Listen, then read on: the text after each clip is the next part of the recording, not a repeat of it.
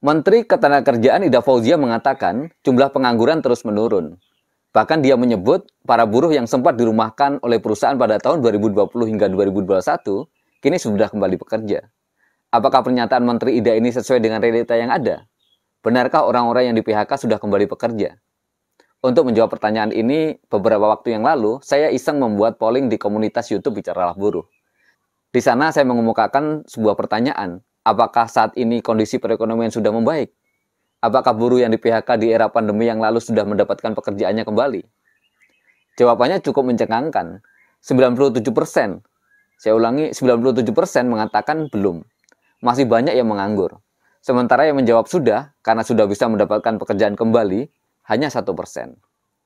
Hasil polling ini tentu saja tidak serta mencerminkan keseluruhan rakyat Indonesia, karena hanya diikuti oleh 75 orang.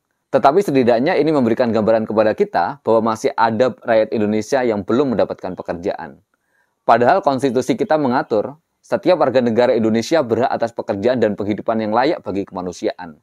Karena hak pekerjaan adalah hak warga negara, maka kewajiban negara adalah untuk menyediakan lapangan pekerjaan itu. Memang harus begitu. Hak pada satu pihak adalah kewajiban pihak lain untuk memberikannya. Hak buruh untuk mendapatkan upah misalnya, itu menjadi kewajiban bagi pengusaha untuk memberikan upah kepada buruhnya. Jika rakyat berhak atas pekerjaan, maka tugas negara untuk memberikannya. Bukankah itu juga yang dijanjikan ketika Omnibus Law Undang-Undang Cipta Kerja disahkan? Katanya Omnibus Law untuk menarik investasi sehingga lapangan pekerjaan bisa tercipta. Tapi mengapa hingga saat ini jutaan orang masih menyandang status sebagai pengangguran? Kalau begitu, terbukti Omnibus Law gagal memberikan janjinya. Kembali ke pernyataan Menaker. Dalam hal ini, Menteri Ida optimis angka pengangguran tiap tahunnya akan terus menurun sesuai target di dalam Rancangan Pembangunan Jangka Menengah Nasional atau RPJMN. Dia mengatakan, kami akan jaga dan alhamdulillah teman-teman pekerja buruh yang pada tahun 2020-2021 dirumahkan, mereka sudah kembali bekerja. Memang kondisinya belum pulih dari COVID-19. Tapi kalau dilihat dari 2020 ke 2021, kemudian ke 2022 ini, terus mengalami penurunan.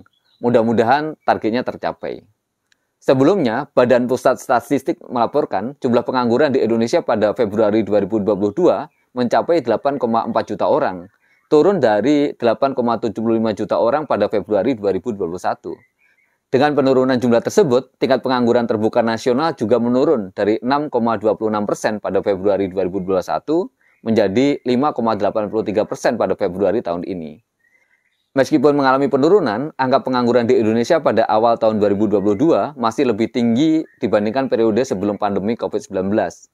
Pada Februari 2020, tercatat jumlah pengangguran hanya mencapai 6,93 juta orang dan tingkat pengangguran terbuka sebesar 4,93%. Saya tidak akan membantah data BPS, tapi saya hanya berharap semoga pengangguran yang turun itu tidak seperti yang pernah saya dengar dalam sebuah obrolan di angkutan umum. Jadi di angkutan umum ada sebuah obrolan kira-kira begini. Pemerintah sekarang berhasil menciptakan banyak lapangan kerja, kata seorang yang duduk di depan saya. Orang yang diajak ngobrol, di samping orang yang berkata tadi, itu kayak sedang protes begitu. Yang benar. Justru saya dengar saat ini banyak perusahaan merumahkan karyawannya. Maksudnya, kemudian dijawab kembali. Maksudnya lapangan kerja yang sekarang banyak tercipta adalah menjadi manusia robot di lampu merah, pengamen, pengemis, dan lain sebagainya. Begitu laki-laki itu memberikan jawaban. Dengan kata lain dia mau bilang, lapangan kerja yang ada sudah bergeser ke informal. Terkadang bahkan pekerjaan-pekerjaan itu dianggap bukan sebagai pekerjaan. Ya, siapa yang mau menyandang status kerja sebagai pengamen, pengemis, gelandangan misalnya. Jadi bagaimana menurut Anda? Apakah benar para buruh yang di PHK di era 2020-2021 ketika pandemi kemarin sudah kembali bekerja? Tulis jawaban teman-teman di kolom komentar ya. See you.